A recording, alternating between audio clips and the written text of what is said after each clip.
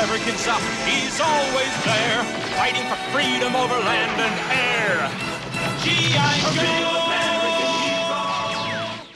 Joe! Hello everybody, Mac here. Welcome back to the show. Welcome to part 2 of Arise, Serpentor Arise. And today we're going to be taking a look at the man himself. We have Serpentor with his air chariot. And once again, just like with Dr. Mindbender, which we looked at in part 1, Lincoln card right there, he is a deluxe figure. He comes with his air chariot, and he has this deluxe packaging right here that, while I really like the presentation of the box, when I was opening up Mindbender, I started to think maybe Hasbro made this a little more complex than it needed to be. Don't get me wrong, I like the presentation, I love the artwork, especially this piece that we have on the back right here that shows off Serpentor in all of his grandness, which we have a full picture of him right here. He's manhandling Cobra Commander down here. He's leading the masses. Sitting on Lincoln's lap on the Lincoln Memorial, that's a look, and cauterizing his own wound with a burning knife. What a guy. All right. And we've seen on the sides before that we have the ID card, number 57 in the line. On this side, once again, ID card, number 57 in the line. And I don't know, like, I like the slip cover because Mindbender had this too. That this little die cut right here just slides right off. And then the interior box is made to look like a vault. And I really like this. I mentioned this on the Mindbender, and I mentioned this on the short. I like how they put the two Cobra symbols together to make the DNA helix. And then you open it up like so, and there is our boy inside. There's Serpentor. The air chariot is no doubt in pieces right here on this side. He has his King Cobra hood. Something right there. Oh, those are the claws for his wrist. There's the other headpiece, because we know Serpentor has two headpieces. One to look like the more, I don't know if modern is the right word, but the more updated look. And then his original look back here, which I kind of already think I'm going to be going with that. And then he has a scepter, a sword, and a solidified snake that, if you were a child of the 80s, you know what this was for, but we will take a look at that more whenever we get him out of the box. Now, in part 1, I said that I had a mixed relationship with Serpentor. Now, in the comic book, I really liked how he was portrayed in the comic book, especially in the beginning when Mindbender and Destro were raiding all of those tombs, pyramids, gathering bodies, gathering remains, to harvest DNA and create Serpentor. And I really liked that because it had very much a monster movie feel to it. And if you've watched the channel at all, you know how much I love the Universal Monsters. We just took a look at them for Bricktober back in October around Halloween. And basically Serpentor is a monster. Like, he would fit right in with the Universal Monsters. He is created much like Frankenstein's monster, whereas like maybe Frankenstein's monster would be the template, the blueprint. Serpentor was the perfection of that same process. And that always kind of stuck in my head for some reason, even when I was a kid. And I really liked that. And that really drew me to the character of Serpentor. And in the comics further, I really liked that he was, at least at first, he was very much portrayed as the reluctant leader. Like, he didn't understand why he was created. He didn't even really want to take over, but he knew it was his lot in life. He knew it was his destiny. So he took on the role of Emperor of Cobra, and that started the Cobra Civil War, which was also very interesting.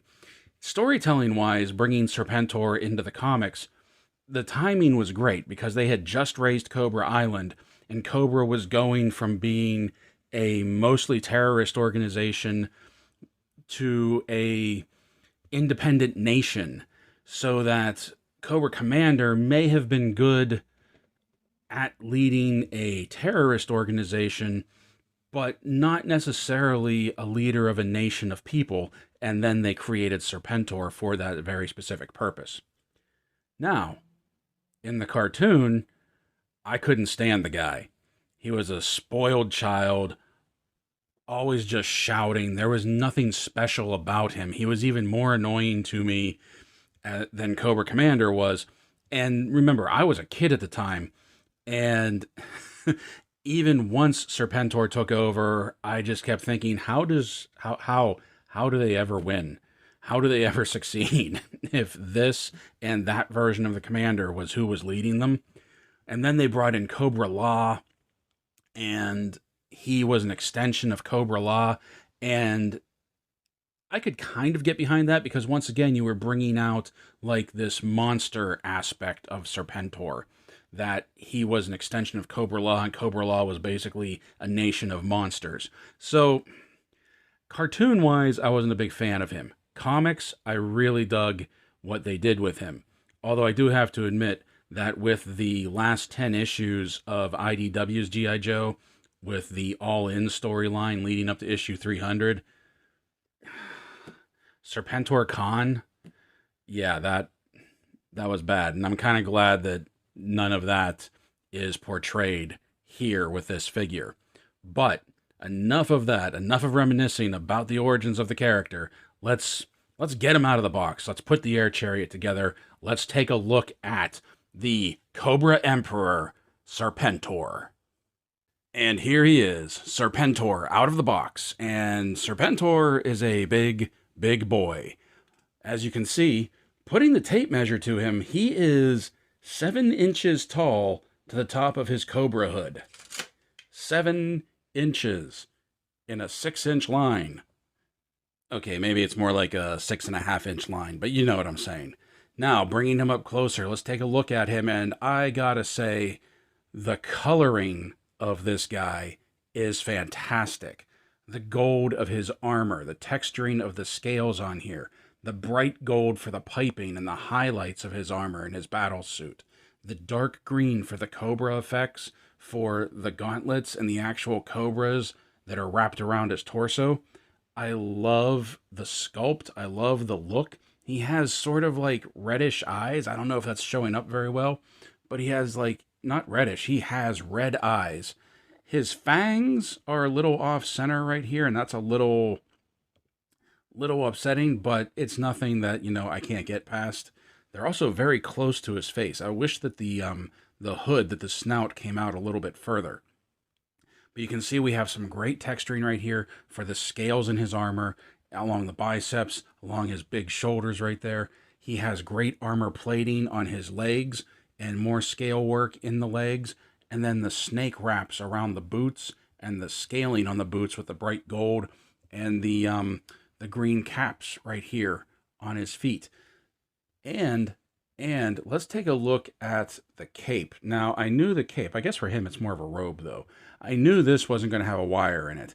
And you can see that it sort of has the same cut as the Mindbender cape, just a little bit bigger, and with some quilting to it, for it has these scales in here as well.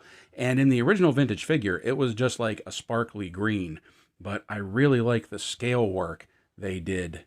It's only on one side, and it's it's kind of thick too. It's kind of thick, it's a little heavy, it hangs on him well. I really like it. There's no real collar per se, but this does stay up better than Mindbender's did, so that was really cool. And just like the whole color, the whole motif, everything goes together so well. Now to take a look at the sculpt further and the articulation, we're going to take the cape off, and we'll probably have it off for most of the video.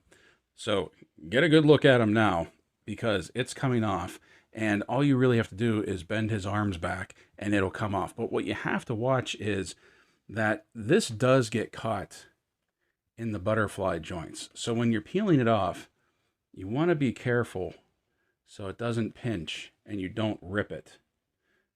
Because the first time I realized that happened, I had a little bit of a scare that I thought I had ripped the cape already. You can see it just got caught even in that little pinch point right there. And there is stitching around the arms. It is finished. It's not just cut out. You can see that it's stitched so they try to keep it from fraying. And you can see the stitch work along the edges here. But still, you don't want to get caught in these pinch points and end up ripping it on your own. That would be awful. On the back, you can see he has more scale work, but it's completely different from the scale work that's on the rest of him. that this has very much more of a snake look going to it with the lines in there, and the whole sculpt on this is great.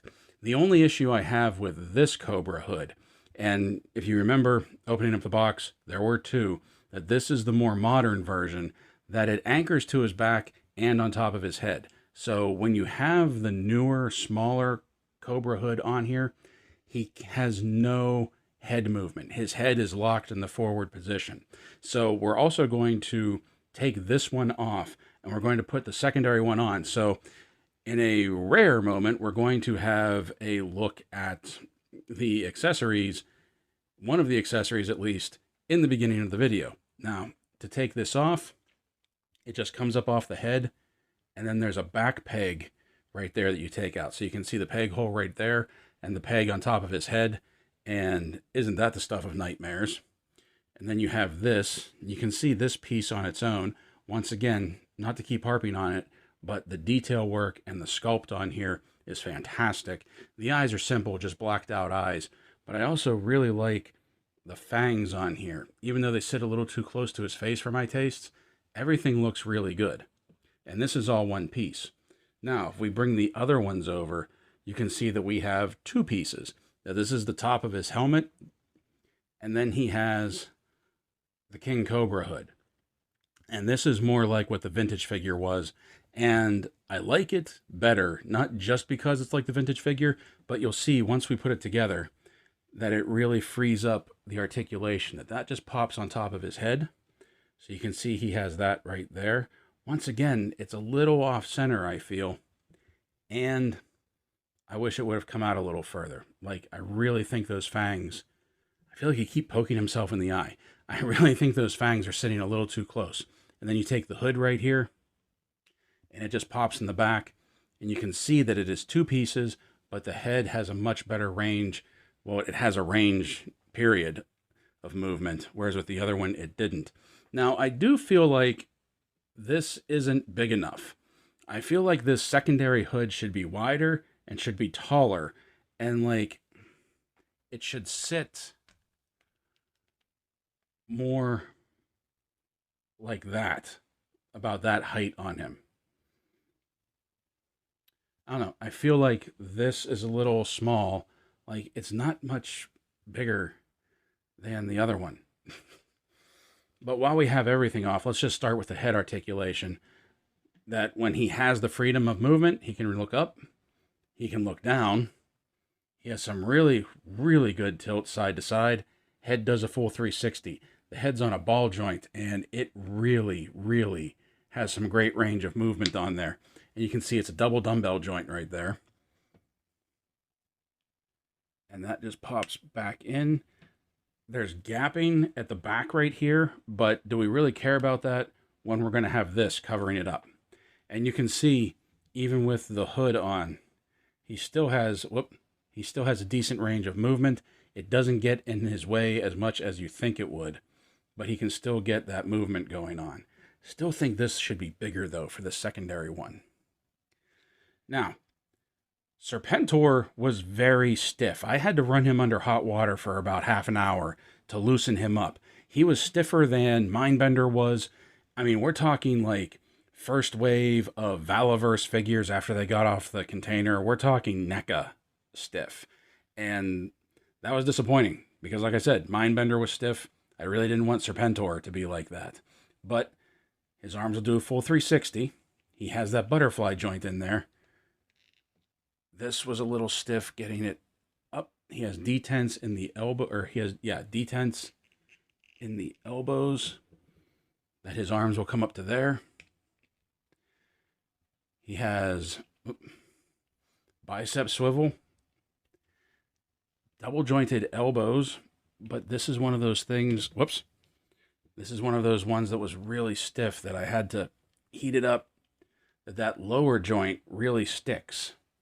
And even when you do get the secondary joint, he only gets up to maybe a little bit past 90 because there's just too much buffness going on right here. Now let's get his arms up out of the way. You can see he has an ab cut right there. He can crunch forward a little bit. He can crunch back much further. He has twist right there at the cut, but then he also has that ball joint right here at the waist, and that gives him much better range of movement. He can really get back, and when you use both of them in tandem, he can really crank back, but you can see he starts to gap up front, and then he can really crunch forward, and that'll start to gap too, but if you have the cape on him, do you really care about that? And he has a little bit, not as much as I would like, but a little bit of side-to-side rock. He has the drop-down legs that can pull down and come out to 90. Legs will come forward very well. Legs will go back. Thigh cut. Double jointed knees, and the double jointed knee was another one that I had to run underwater because the top joint was really sticking. And when I was trying to bend it, I actually started to pull the boot cut out of its socket. You can see the boot cut right here, right below the knee, that when I was trying to bend it back, this was starting to pull off the peg. And I didn't want to do that. And then ankles rock back.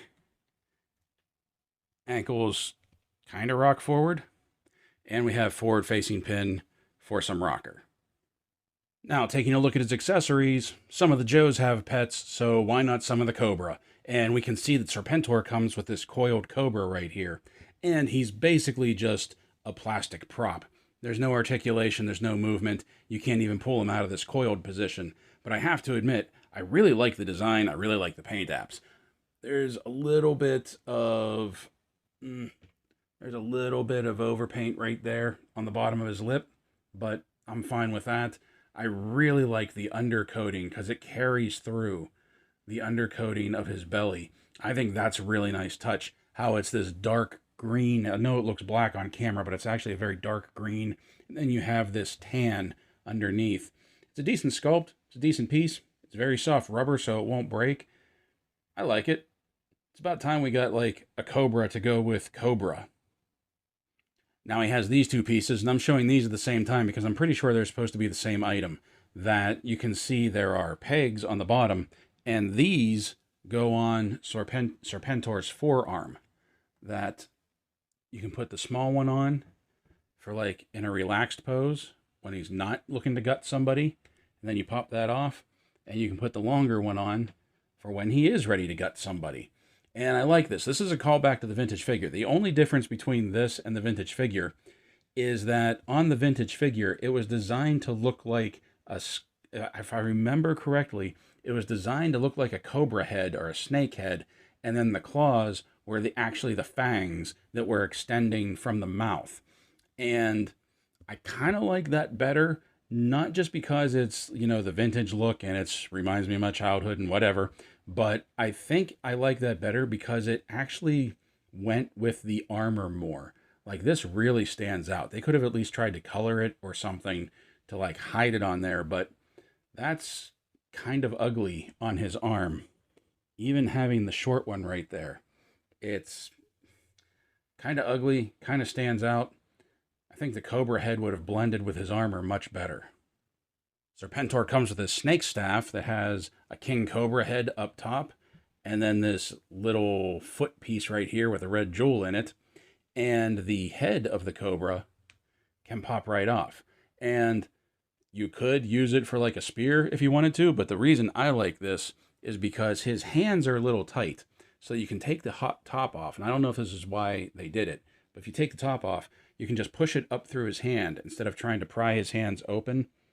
And then you can just put the snake head back on top, and he's holding his staff. Whereas otherwise you would have to try and pry these fingers open, but I like that the snake head pops off and you can just run it up through his hand. And it looks good holding it.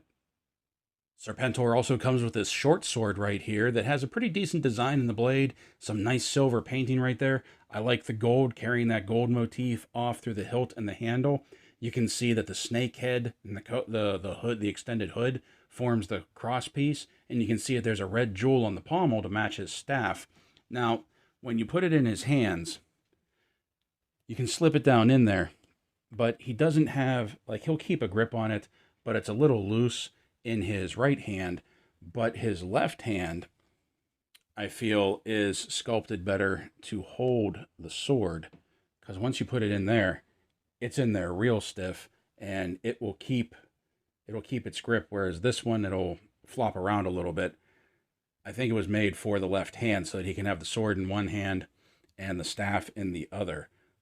We didn't have a sword with the vintage figure, and guns don't really suit Serpentor except for the air chariot, which we'll take a look at in a second, but I like this. I think this looks good for him. And then finally, for his personal accessories, we have this. And if you grew up in the 80s, if you watched G.I. Joe the movie, you know exactly what this is. This is the snake that he stiffened up Thulsa Doom style and just ran it right through Duke's heart. And they sort of punked out, and instead of killing Duke off like they originally planned, they just sent him into a coma, and he was back the next episode. Punks. But this is actually kind of a cool addition. Something like this never happened in the comic, but this was such a big moment in the cartoon, in that movie, in that scene, that I'm really glad they included this. Now I can't wait for Falcon to show up, so that like I can get out my Duke and Serpentor and recreate that scene when he when he didn't kill Duke. And it fits real well. Well, first of all, it's a very soft rubber, so it's not going to break. But it also fits very well into his hand, like he's getting ready to throw it and just run a Joe through. All right, and that brings us to the air chariot. And I'm not going to lie, this thing's kind of awesome. I knew I was going to like it because in the vintage line, Serpentor's air chariot was one of my top probably 3 favorite like signature vehicles. There was Serpentor and the air chariot, there was Storm Shadow and the Claw. Although the Claw wasn't officially Storm Shadow's vehicle, everybody knew it was Storm Shadow's vehicle. And then there was another one that came towards the end of the line, and I can't remember what his name was, but he was like Overlord or something, and he kind of looked like the second coming of Serpentor. He looked like a cross between Serpentor and Major Blood. And he had this like half-track, this single-seat half-track type vehicle, and I really liked that one too. But taking a look at this, the air chariot, from the tip of the guns to the rear fin, we have about 10 inches from here to here. And just look at this thing. Like this looks really good. I like this more than I thought I was going to, and I knew I was really going to like it. That the coloring of it, the shine to it, the design, everything I think is really great. Look, you can see that we have some controls right in there. I dig that. I like that. I think they look great. They're really sharp. He has control panel gauges up top on his control yoke right there. Underneath, we get a great look that he actually has jets this time. He has thrusters coming out. You can see the veneers. You can see the maneuvering jets right there. I think that's great. It has landing gears on the bottom that they just fold right up into the body. So it can land. It can land like the old one did if you just wanted to sit down on its belly. But it has those legs that will come down. All of these, I really thought these were going to be stickers, or sorry, decals, just like the original air chariot was. But all of this was on there when I pulled it out. The only thing I had to do was assemble it. I had to put the Cobra hood on, had to put the guns on, the control stick, and the upright wings. The whole thing, this main body, was basically all just one piece. Now the 50 cals come off as well. And you can see that they have an overhand grip and a rear trigger. So that if you wanted to, our boy Serpentor could just like carry one of these things into battle and just lay down some hurt. But that would only be if he got shot down, because let's face it, he's going into battle on his air chariot. And you can see that on the foot pegs right here, he has, on the foot pads, he has these foot pegs right there. And I'm not going to put him on the air chariot on camera. I'll show you what he looks like on it, because it's a little bit of a pain getting the foot pegs in there, getting him hunched over into the right position, and then getting his hands on the control sticks. So just give me a second, and we'll put the Emperor on his chariot and see how he looks. Look at that. How awesome is that? How good does that look? How many 80s kids are having flashbacks right now? Seriously, this looks great. This looks better than I was expecting. I'm having so many nostalgic flashbacks, and nostalgia is not something that it's not something that I feel a lot. Like, I really like the G.I. Joe line, and I'm glad we have it, but like, I don't think I genuinely feel nostalgia very often. I just like the new line for what it is. But this is really, really giving me those nostalgia feels of like when I first opened up my vintage Serpentor and I put him together and I had him flying over the Terrordrome and I had him flying over the lines of Cobra and I reenacted the Cobra Civil War, and there was like that shadow war going on between Serpentor and the Commander even after the Civil War was over. Oh, and then Cobra Commander got the battle armored version to go again. Oh, it this is just great. I love how the gold of the air chariot matches the gold of his armor. That was one thing that like the vintage one had more of like a bronze or a copper shade to it. This is just gold. And there's a few things that I almost forgot to point out to you about the air chariot. One of them being that the mouth of the Cobra opens and you can see there's another gun inside there hidden in the mouth, like a weapon of last resort. That's really cool. The guns are bored. I don't have any of my big blast effects out, but you can see that they are bored and they can take blast effects, which is really cool option. So you can have Serpentor in action. I think that's great. Oh man, I got to open up my my Viper 3-pack and get some of those bigger blast effects and see how they look on this guy. And then back here, the vintage one had a dial that you could spin underneath. And if you look underneath, you can see that it's just some protective plating right here. There's no dial or anything. But if you can get your hands on this piece right here, the fan does spin underneath that grate. I just have big fingers and I have a hard time getting a grip on that. Is mine broken? Did I get a broken one? Oh no. Okay. Let me get Serpentor off here and show you something. So I didn't notice this until I was showing you guys the fan, and I don't know how well it's going to show up on camera, but I saw this vein right here. See how we have all of these protective veins, fan veins right there? I saw this vein right there that isn't connected. You can sort of see it against the silver, and I thought it was broken, but there's no connection point right there at the center. But then I also looked that there's another one opposite it right here. So I don't know why those pieces don't connect to it. You can kind of see this thing spinning a little bit better now. But I don't know why those don't connect to it. But if you get yours open and you see that, you didn't break it, it didn't break. That's just the way that it's supposed to be for some reason. Okay, now for size comparison, we're going to line him up with some G.I. Joe figures because there really are 4 different levels of height for the Joes at this point, for the classified series at this point. First of all, you can see Serpentor. It's 7 inches tall, is towering over the standard figures, and is even taller than Roadblock over here. So you have Serpentor at one height level, you got Roadblock at another height level, and I believe that might be the same height as Gung Ho. And I'm betting that's going to be Sarge as well, the classified Sergeant Slaughter once we get him in. Then you got Mindbender over here, who is taller than the average figure, and I feel like he's a little too big. He's at the same height as like Destro, and I really think he should be more of a regular sized figure, because then over here we have our Cobra Trooper and Snake Eyes, and Snake Eyes being the shortest, I know he was like the first figure, so they were just getting their feet underneath them, their legs under them, whatever, however you want to say it, to get the figures down. But I got to find some new legs. The torso and everything for Snake Eyes I feel is okay, but he needs new legs. He needs to get up higher. But yeah, there's like 3 different height levels for classified as it is, and Serpentor dwarfs all of them.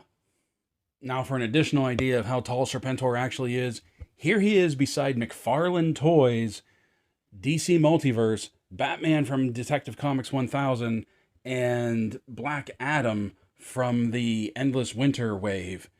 And yeah, you can see he's almost on par with these guys. Here he is beside Jada Toys' Universal Monsters, Frankenstein's Monster, and the Bride of Frankenstein. Here he is with Lanyard Toys, City Hunter Predator, and Xenomorph Drone.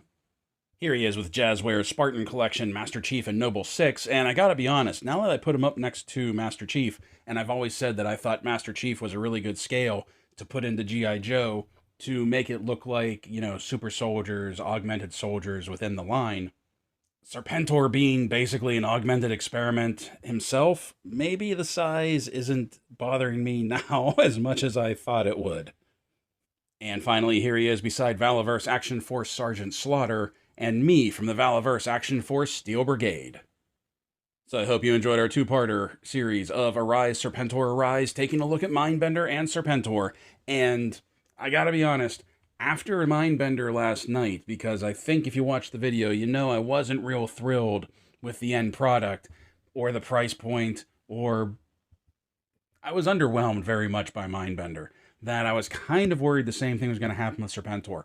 I was even more worried about that once I got him out of the package, and his joints were so stiff, and I really had to heat him up, and I was really worried that it was just going to be a not fun figure to play with. Once he loosened up, once his joints loosened up, he was much easier to play with, to pose, to get on his air chariot, to get his accessories in his hands. I was real happy to find out that you can pop the Cobra head off of his staff and just push it up through his hand like we saw. So while I wasn't thrilled with Mindbender, I'm pretty much won over by Serpentor. I still think he was overpriced, especially when you take into account that Breaker and the Ram and Baroness and the Coil were only at that $50, $60 price point. I really thought Serpentor and the Air Chariot should have been there as well.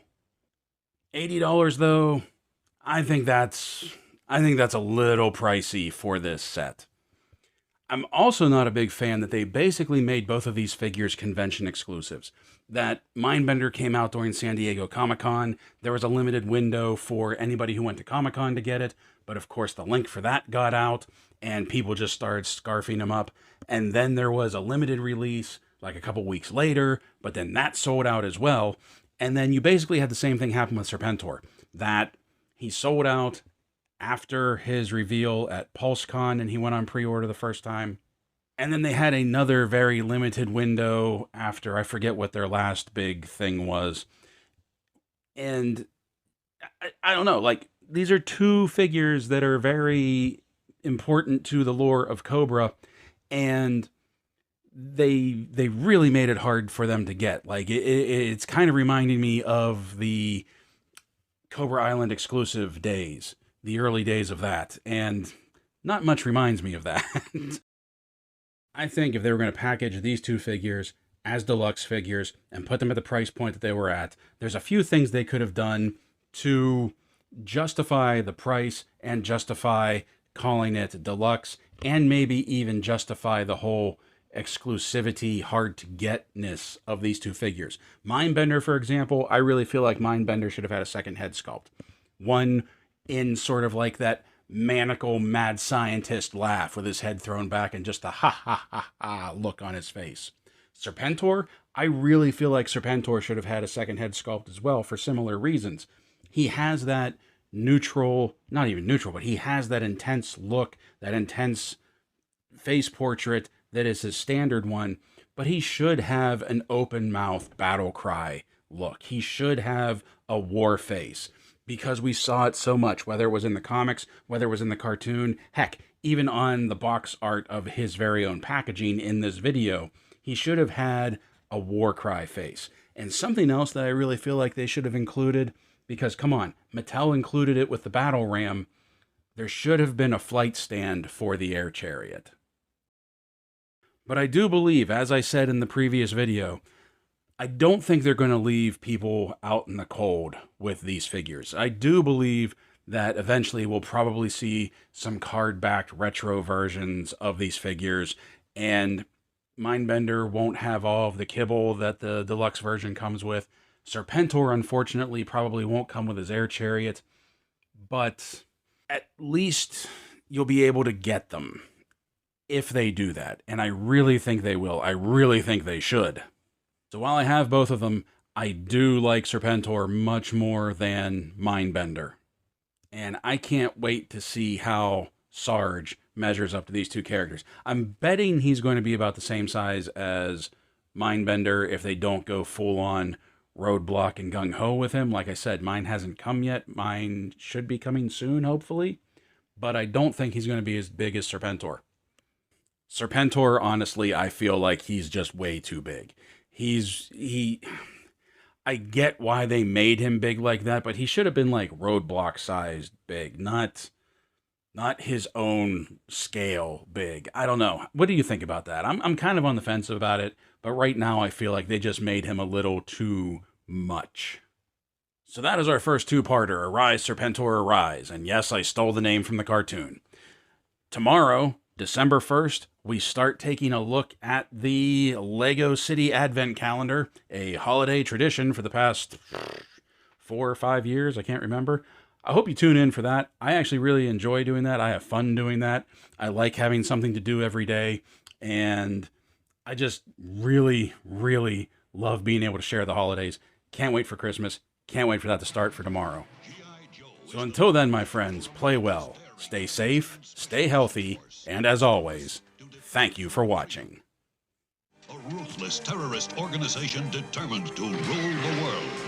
He never gives up, he'll stay till the fight's won. G.I. Joe will dare. G.I. Joe!